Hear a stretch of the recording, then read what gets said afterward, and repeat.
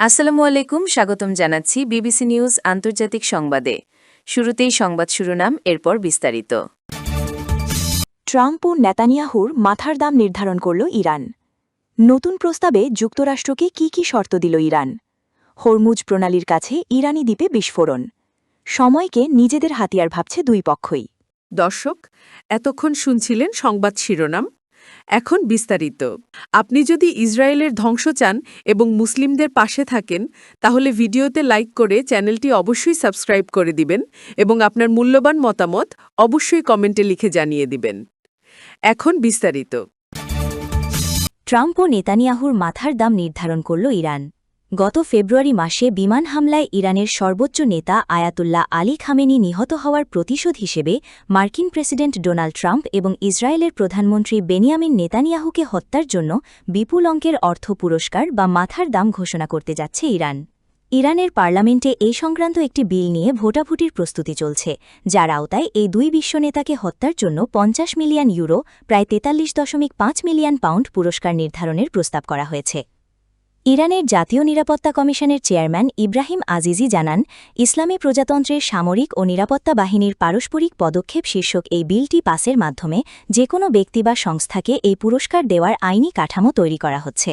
এর আগে ইরানের পক্ষ থেকে ধর্মীয় ফতোয়া বা প্রচারণার মাধ্যমে এমন হুমকি দেওয়া হলেও এবারই প্রথম বিষয়টিকে আনুষ্ঠানিক সংসদীয় আইনের আওতায় আনা হচ্ছে। ইরান মনে করে, গত ২৮ ফেব্রুয়ারির যে বিমান হামলায় খামেনি নিহত হন, তার পেছনে ট্রাম্প, নেতানিয়াহু এবং মার্কিন সেন্ট্রাল কমান্ডের অ্যাডমিরাল ব্র্যাড কুপার সরাসরি দায়ী।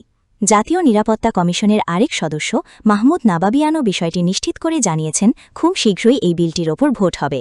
এদিকে এই চরম উত্তেজনার মধ্যেই পাকিস্তানের মধ্যস্থতায় যুক্তরাষ্ট্র ও ইরানের মধ্যে একটি শান্তি প্রস্তাবের খসড়া বিনিময় চলছে, তবে মার্কিন প্রশাসন এই প্রস্তাবকে যথেষ্ট ইতিবাচক মনে করছে না। একজন শীর্ষ মার্কিন কর্মকর্তা জানিয়েছেন, আলোচনার টেবিলে খুব একটা অগ্রগতি হচ্ছে না এবং পরিস্থিতি অত্যন্ত গুরুতর। যুক্তরাষ্ট্র মূলত ইরানের পারমাণবিক কর্মসূচি নিয়ে একটি কার্যকর আলোচনা চাইছে। তিনি সতর্ক করে বলেন, আলোচনা ব্যর্থ হলে আবারও বোমা বর্ষণের মাধ্যমে জবাব দেওয়া হতে পারে। নতুন প্রস্তাবে যুক্তরাষ্ট্রকে কি শর্ত দিল ইরান? যুক্তরাষ্ট্রের সঙ্গে চলমান উত্তেজনা নিরসনে ইরান তাদের সর্বশেষ যে শান্তি প্রস্তাব পাঠিয়েছে, তাতেই নতুন কোনো চমক নেই বললেই চলে। মার্কিন প্রেসিডেন্ট ডোনাল্ড ট্রাম্প গত সপ্তাহে যেসব শর্তকে সরাসরি আবর্জনা বলে প্রত্যাখ্যান করেছিলেন, ইরান মূলত সেই দাবিগুলোই আবার নতুন করে উত্থাপন করেছে। তবে এই প্রস্তাবের পর ট্রাম্প ইরানে নতুন করে সামরিক হামলা চালানোর পরিকল্পনা সাময়িকভাবে স্থগিত করেছেন এবং কূটনীতি মধ্যে সংকট সমাধানের ব্যাপারে নতুন করে আশা প্রকাশ করেছেন। ইরানের রাষ্ট্রীয় গণমাধ্যমে প্রকাশিত তথ্যের ভিত্তিতে জানা গেছে, তেহরানের এই নতুন প্রস্তাবে পুরো অঞ্চল জুড়ে সামরিক সংঘাত বন্ধের আহ্বান জানানো হয়েছে, যার মধ্যে লেবানন পরিস্থিতিও অন্তর্ভুক্ত। এছাড়া ইরানের কাছাকাছি অঞ্চলগুলো থেকে মার্কিন সেনা প্রত্যাহার, যুক্তরাষ্ট্র ইসরায়েল যুদ্ধের কারণে হওয়া ক্ষতিপূরণ, নিষেধাজ্ঞা প্রত্যাহার এবং বিদেশে আটকে থাকা ইরানি তহবিল ফেরত দেওয়ার দাবি জানানো হয়েছে। একই সঙ্গে তেহরান তাদের উপর আরোপিত মার্কিন নৌবাবরোধের অবসান চাচ্ছে এবং আন্তর্জাতিক নজরদারির অধীনে শান্তিপূর্ণ পরমাণু কর্মসূচি চালিয়ে যাওয়ার নিশ্চয়তা দাবি করেছে।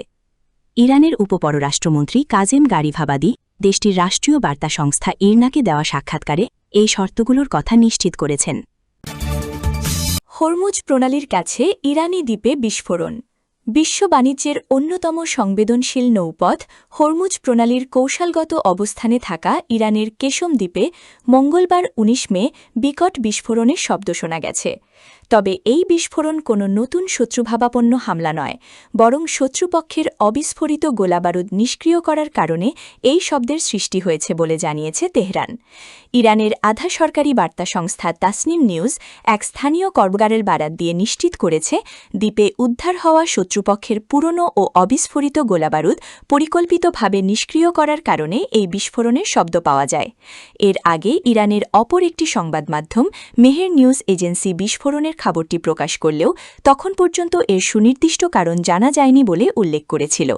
গত ২৮ ফেব্রুয়ারি ইরান ও ইসরায়েল যুক্তরাষ্ট্রের মধ্যে যুদ্ধ শুরু হওয়ার পর থেকে এই অঞ্চলে ব্যাপক উত্তেজনা বিরাজ করছে।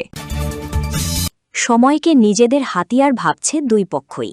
ইরানের ওপর যুক্তরাষ্ট্র ও ইসরায়েলের যৌথ হামলার ৩ মাস হতে চলেছে। কিন্তু সংকট কাটার কোনো লক্ষণ তো নেই, উল্টো মার্কিন অবরোধ এবং হরমুজ প্রণালীতে তেহরানের শক্ত অবস্থানের কারণে পরিস্থিতি এখন এক চরম অচলাবস্থায় রূপ নিয়েছে। কোনো পক্ষই নিজেদের অবস্থান থেকে এক চুলও নড়তে রাজি নয়।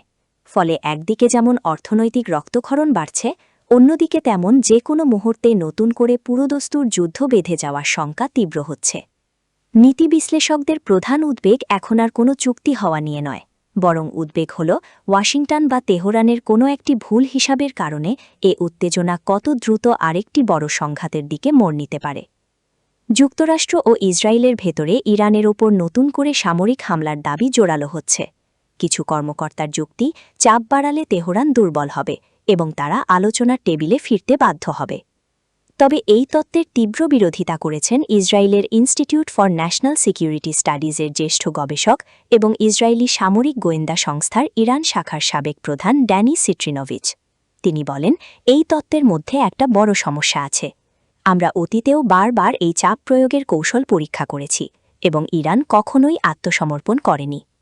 আঞ্চলিক এক সরকারি কর্মকর্তা রয়টার্সকে বলেন, আমরা এখন এক ক্ষয়িষ্ণু যুদ্ধের মধ্যে দিয়ে যাচ্ছি, যেখানে দিন দিন একটি নতুন মার্কিন ইসরায়েলি হামলার সম্ভাবনা বাড়ছে।